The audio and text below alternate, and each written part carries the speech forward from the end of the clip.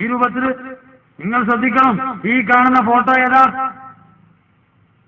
ഇത് കാണുമ്പോ കുട്ടികൾ മനസ്സിലാക്കിയ സുബ്ഹാനല്ലാഹ്, നാളെ അബ്ദുൽ ഖാസിർ ഇയാളെ കൈകൊണ്ട കിട്ടാണ് ഇവരെ വിചാരം.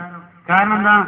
ബിൽ ക്ലിന്റനെ പോലത്തെ, ജോർജ് ഡബ്ല്യു ബുഷിനെ പോലത്തെ ലോക രാഷ്ട്രനായകന്മാരെ മുന്നിലേക്ക് വരുന്നത് പോലെ ഈ കാണുന്ന ചാനലുകളുടെ മൈക്കുകൾ മുഴുവൻ കണ്ടപ്പോ ഇതുപോലത്തെ വലിയൊരു വാർത്താ മാധ്യമ സമ്മേളനം നടത്താൻ ഇയാളല്ലാതെ വേറൊരാൾക്ക് ഒരു മുസ്ലിം പണ്ഡിതന് കഴിഞ്ഞിട്ടില്ല.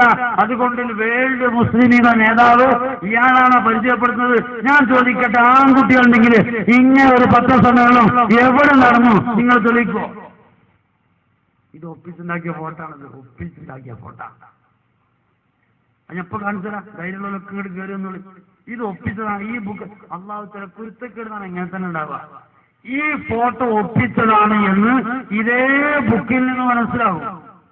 ഇനി അതൊരു പത്രത്തിന്റെ കവറിന് വേണ്ടി വെറുതെ എന്തെങ്കിലും എഴുതിയതാണ്, അത് ചിത്രത്തിന്റെ രസത്തിന് വേണ്ടി കൊടുത്തതെന്നൊന്നും പറയണ്ട. എന്താ ഉള്ളത്? ഉള്ളിലുള്ളത് ഞാൻ വായിച്ചതാ, അതിനുള്ളിൽ തന്നെ ഉണ്ട് സംഭവം. മനുഷ്യ മനസ്സുകളെ കോർത്തു പിന്നെ ഇണക്കാൻ വേണ്ടി ഒരു യാത്ര ഉണ്ടാക്കിയതാണ് കേരള യാത്ര. ആ കേരള യാത്രയിലെ ഫോട്ടോ ആണ് ഈ കാണുന്നത്. ഈ ഫോട്ടോയിൽ അടിക്കുറിപ്പ് ഞാൻ വായിച്ചതരാം. യാത്രക്കിടയിൽ ഒരു മാധ്യമ സമ്മേളനം. വിദേശ ചാനലുകളാണല്ലോ ഈ കാണുന്നത്. ഈ വിദേശ ചാനലുകൾക്ക് മുമ്പിൽ ഇയാളിങ്ങനെ സംസാരിക്കുന്നതായ ഒരു ഫോട്ടോ ഇവര് പ്രസിദ്ധീകരിക്കുകയും ഇത് വാർത്താ മാധ്യമ സമ്മേളനമാണ് എന്ന് അടിക്കുറിപ്പ് കൊടുക്കുകയും ചെയ്തു. കളവാണത്. എന്നാൽ പ്രിയപ്പെട്ടവരെ, നിങ്ങൾ ചിന്തിച്ചോ, ഈ പുസ്തകത്തിന്റെ മറ്റൊരു പേജിൽ ഒരു ഫോട്ടോ ഉണ്ട്. ഏതാണ് ആ ഫോട്ടോ? ഇയാളിങ്ങനെ എഴുതുന്ന ഫോട്ടോ. ഇയാൾ എഴുതുന്നൊരു ഫോട്ടോ കണ്ടോ?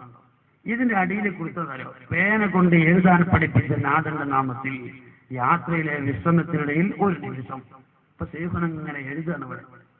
ഈ എഴുതുന്ന ഫോട്ടോ, ഈ ഫോട്ടോ ശരിക്കും സൂക്ഷിച്ചോ. ഇതേ ഫോട്ടോ എടുത്തിട്ട് ഇതാ കൊണ്ടുവന്ന് മൈക്കിനും എടുത്ത് അതേ ഫോട്ടോ, രണ്ട് ഫോട്ടോ നിങ്ങൾക്ക് നോക്കാം. താടിക്ക് കുഴപ്പമില്ല, മുടിക്ക് കുഴപ്പമില്ല, തലയെക്കെട്ടിന് കുഴപ്പമില്ല, അദ്ദേഹത്തിന് ഒന്നിനും കുഴപ്പമില്ല. അതേ കോലത്തിൽ കൊണ്ടുവന്ന് രണ്ടും ഒന്നിച്ച് വെച്ച് നോക്കിക്കോ. രണ്ടും ഒന്നിച്ച് വെച്ചിട്ട് ഇതേ ഫോട്ടോ എടുത്തു കൊണ്ടുവന്ന് മൈക്കിന് മുമ്പിൽ കൊണ്ടുവന്ന് ഒപ്പിച്ചിന് കൊടുത്തു.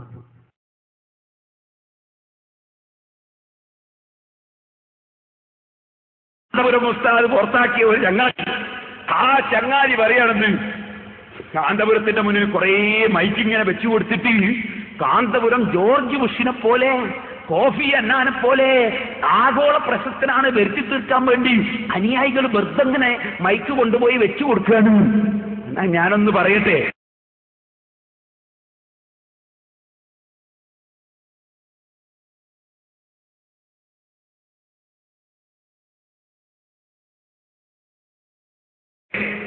ഈ പറഞ്ഞ ചങ്ങാതിയൊക്കും തോന്നിയില്ലല്ലോ ഇയാൾ ഉമ്മൻചാണ്ടിനെ പോലെയാന്ന് വിചാരിക്കാൻ വേണ്ടി, അല്ലെ മറ്റേ മന്ത്രിനെ പോലെയാണ് വിചാരിക്കാൻ വേണ്ടി എന്ന് പറയാൻ തോന്നിയില്ലല്ലോ. കാരണം എന്താ?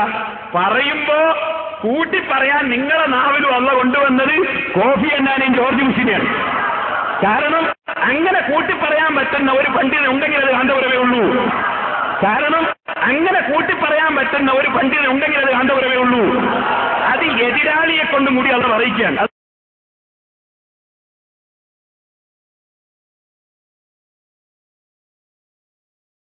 അമേരിക്കൻ പ്രസിഡന്റ് ജോർജ് ഡബ്ല്യു ബുഷിന് പുറത്തിറങ്ങണമെങ്കിൽ ഒരു കയ്യിൽ പെണ്ണുങ്ങളും മറ്റേ കയ്യിൽ വളർത്തു കുട്ടിയാണ്.